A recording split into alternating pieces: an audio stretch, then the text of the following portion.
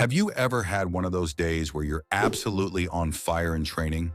Everything clicks, you're making every shot, pass, and move just like you should. But then, when the match rolls around, it's a completely different story. You play worse than you ever imagined. What happened? Why do you play better in training than in actual matches? Well, you're not alone, and today we're going to break down the science and psychology behind it. And trust me, by the end of this video, you'll understand exactly why that happens, and most importantly, how to fix it. So if you want to level up your performance, make sure to hit that subscribe button now so you never miss out on any tips to improve your game. Before we dive into the reasons behind this, let's think about this for a second.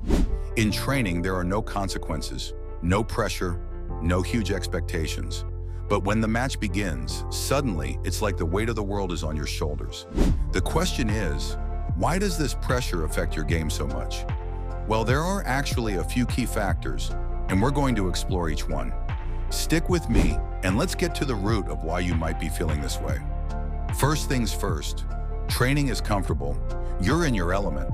Whether it's a practice session, a drill, or just you and your teammates running through some moves, there's an environment of learning. You know that in training, mistakes don't have the same consequences as they do in a real match. The stakes are low, so you're more relaxed.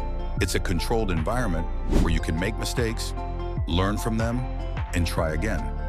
In training, your brain isn't stressed about what's at stake. You're not worried about the outcome, so your body can perform without restrictions.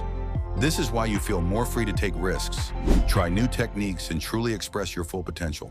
But when the match begins, all of that changes. Now let's talk about matches. The pressure is a whole different beast. The expectations are high.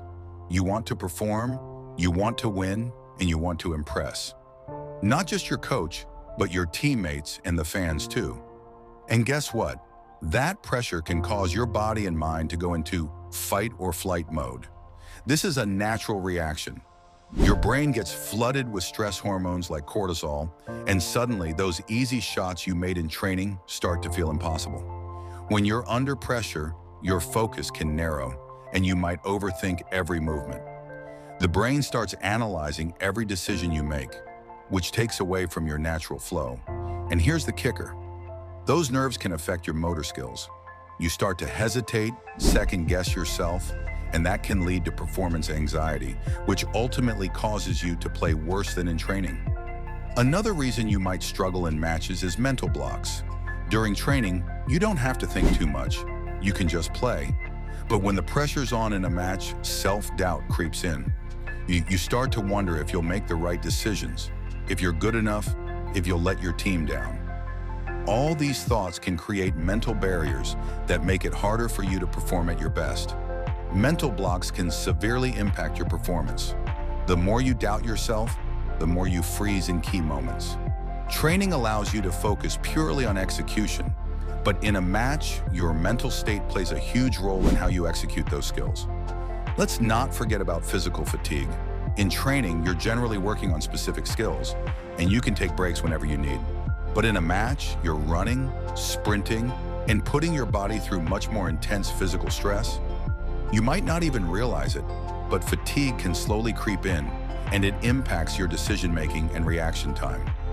Fatigue leads to slower reactions and sometimes sloppy technique. In training, you're able to focus on repetition and perfecting movements. But in a match, you're using all of your energy, and your body can start to break down, which affects your performance.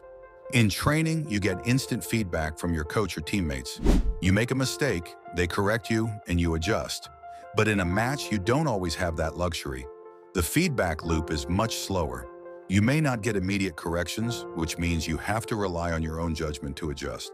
Without instant feedback, you might keep repeating the same mistakes without realizing it, and that can snowball into a bigger issue. Training allows you to learn and adapt quickly, but a match might not always give you that opportunity. So how do you bridge the gap between training and match performance? It starts with building confidence. You need to learn how to handle pressure before it derails your performance. Visualization techniques are a great tool for this. Visualize yourself performing under pressure, making those key shots, and handling those high-stakes moments. This helps trick your brain into thinking the situation is familiar and less threatening. Another tip is deep breathing exercises. These can help calm your nerves, reduce anxiety, and bring you back to a state of focus. Practice these techniques in training so you're ready to use them when the pressure hits in a match. To sum it up, there are multiple reasons why you might play better in training than in a match. The comfort of training, the pressure of matches, mental blocks, physical fatigue, and lack of immediate feedback all contribute to this phenomenon.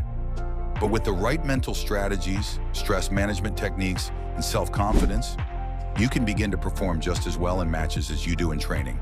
So remember, don't let pressure break you down. Let it motivate you to push further. If you found these tips helpful, make sure to hit that subscribe button and turn on notifications so you never miss another video that could take your game to the next level. Share this with a teammate who needs to hear this, and leave a comment below with your own experiences of playing under pressure. What helps you overcome it? I'd love to hear your thoughts.